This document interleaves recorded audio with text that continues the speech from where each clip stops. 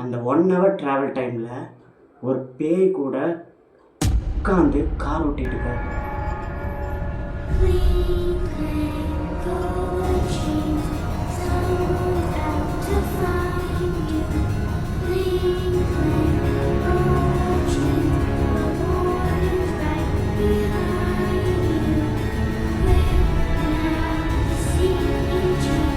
Hello guys, hopefully எல்லோரும் நல்லா இருக்கீங்க நம்புகிறேன். என்னன்னா, எனக்கு தெரிஞ்ச ஒருத்தர் வந்து அவரோட வாழ்க்கையில் நடந்த உண்மையான ஒரு பேய் சம்பவத்தை பற்றி எனக்கு ஷேர் பண்ணியிருந்தார். இந்த சேனல் ஓவர் பண்ணுறதுக்கு முன்னாடி ரொம்ப நாளுக்கு முன்னாடி எனக்கு வந்து ஷேர் பண்ணார். இந்த ஸ்டோரி யாருக்கு நடக்குதுன்னு பார்த்தீங்கன்னா, குமார் அப்பா அவரோட ஃப்ரெண்டு, இவங்க 2 பேருக்கும் தான் நடக்குது. அதை பற்றி உங்ககிட்ட எக்ஸ்பிளைன் பண்ணலாம் அப்படின்ட்டு. 2011 2011 அப்போது இவரோட ஃப்ரெண்டு செந்திலும் காரில் வந்து போயிட்டுருக்காங்க. எங்கன்னு பார்த்தீங்கன்னா, சூலூர் ஜங்ஷன்லேருந்து டவுன் ஹால் ஜங்ஷனுக்கு இவங்க போகணும். ஆக்சுவலி அதை வந்து பார்த்தீங்கன்னா, அன்றைக்கி நைட்டு ஒரு 1 மணி இல்லை 2 மணி டைம், இந்த மாதிரி டைமில் இவரோட ஃப்ரெண்டு செந்திலோட மேரேஜுக்கு இன்விடேஷன் கொடுக்குறதுக்காக வந்து போயிட்டு இவங்க 2 பேரும் வந்துட்டுருக்காங்க. இப்போ காரில் வந்துகிட்டே இருக்காங்க. அப்போ வந்து பார்த்திங்கன்னா, அந்த நைட்டு இவங்க போயிட்டே இருக்காங்க. கிட்டத்தட்ட வந்த இடமே வந்துட்டுருக்கு. உங்களுக்கு ஒன்றுமே புரியலை, என்னடா இது வந்த இடமே வந்துருக்கிற மாதிரியே இருக்கேன்னு சொல்லிட்டு இவங்க கொஞ்சம் தூரம் போயிருக்காங்க. அப்போது ஒரு கருப்பு உருவம் தெரிஞ்சிருக்கு. அந்த கார் ஹெட்லைட்டுக்கு முன்னாடி ஒரு கருப்பு உருவம் நடந்துட்டு போகிற மாதிரி தெரிஞ்சிருக்கு. இவங்க கிட்ட வர அதை கொஞ்சம் பார்க்குறாங்க தெளிவாக. ஒரு எரிஞ்சு போன கருப்பு உருவம்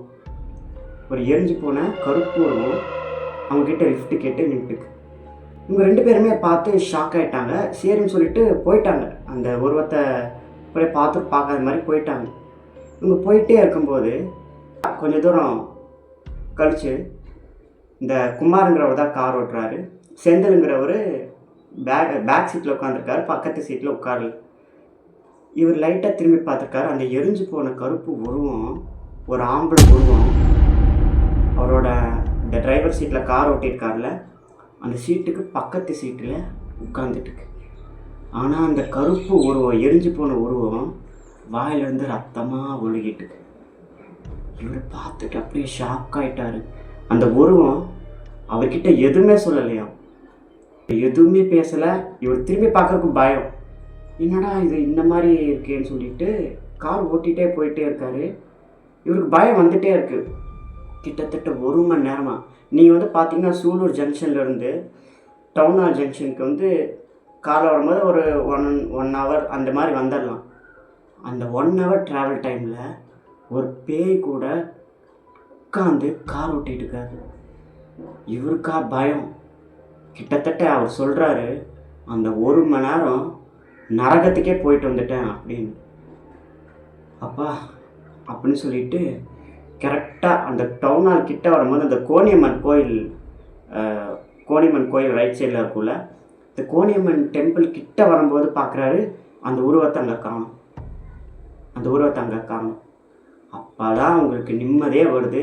பின்னாடி உட்காந்துட்டு இருந்தாலும் செந்தில், அவர் பேயடைஞ்ச மாதிரி எதுவுமே பேசாமல் அப்படியே பேன்னு உட்காந்துருக்காரு. இவர் கேட்டார், இனியாவது ஏதோ பேசியிருக்கலாம்டா அப்படின்னு.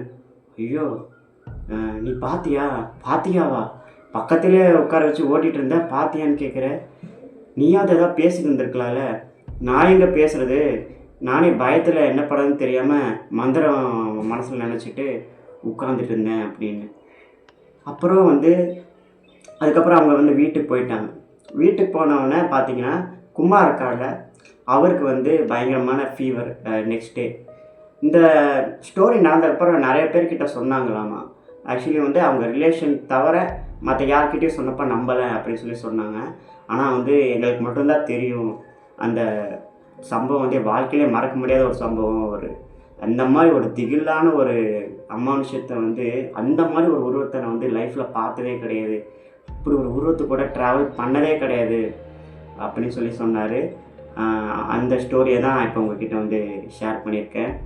உங்களுக்கும் உங்கள் லைஃப்பில் ஏதாவது இந்த மாதிரி பேய் சம்பவம், இந்த மாதிரி பேய் ஏதாவது பார்த்துருந்தீங்க அப்படின்னா என்னோடய இன்ஸ்டாகிராம் வந்து நான் உங்களுக்கு லிங்க் தரேன்.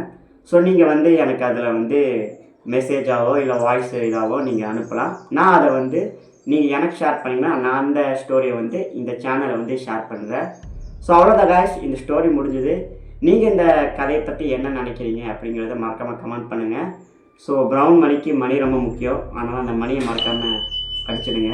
ஸோ இந்த வீடியோ வந்து பிடிச்சிருந்துச்சு அப்படின்னா இந்த சீசனோட நெக்ஸ்ட் வீடியோஸை வந்து நான் வந்து அப்லோட் பண்ணுறேன். ஓகே காய்ஸ், டேக் கேர், பாய்.